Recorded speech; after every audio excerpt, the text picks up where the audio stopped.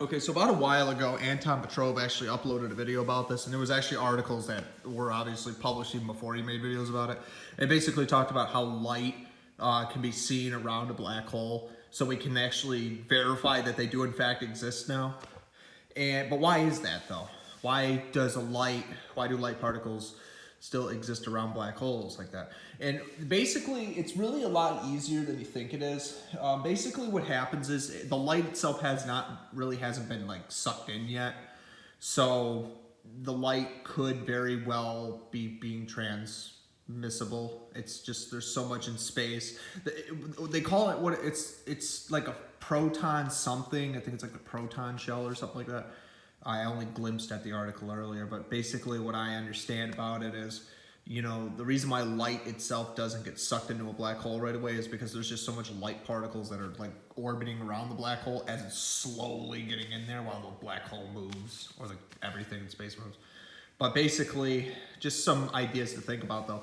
The light that you see around a black hole is also known as a quasar.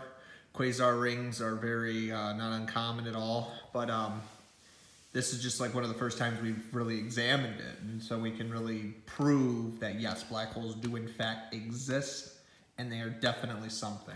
So that is proof that they definitely are just very, very, they're very invisible sort of. But when you have something like to compare it to side by side, you see a big void there somewhere. So it's more clear because it doesn't blend in with all the black matter, dark energy, and dark radiation that you see, dark flow, all the stuff in the universe that we comprehensively. But but keep in mind, there's multiple ways that these quasars, this form of electromagnetic radiation, as well as the black holes themselves, do what they do. I'd say every galaxy could sort of have quasar rings. Every black hole could also have like what is known as, like it takes the light particles and just sucks them into another dimension.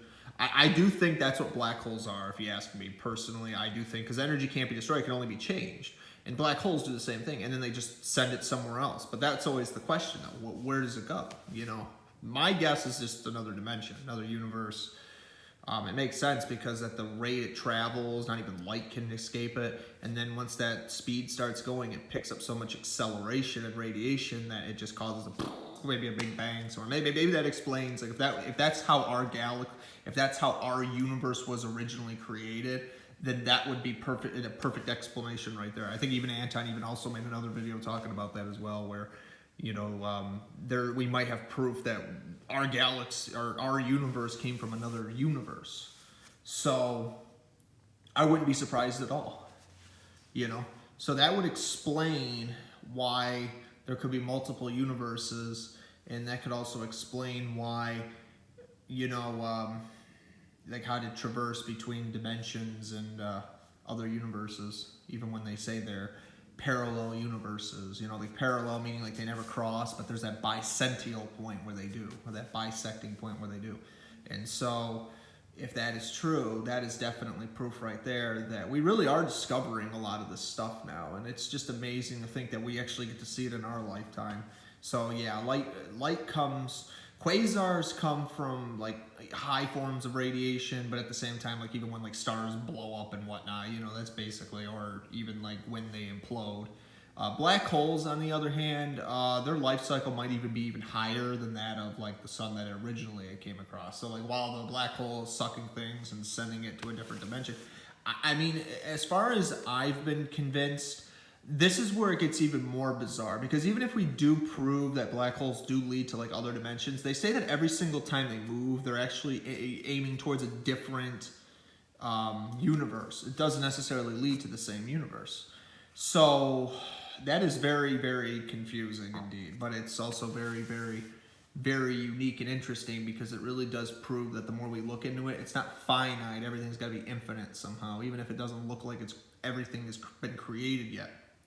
Somehow, there's just so much we don't know about the universe and all these things that we have yet to learn about it, and yet here we are like years later still looking at it and seeing it face to face finally. Just so much we don't know.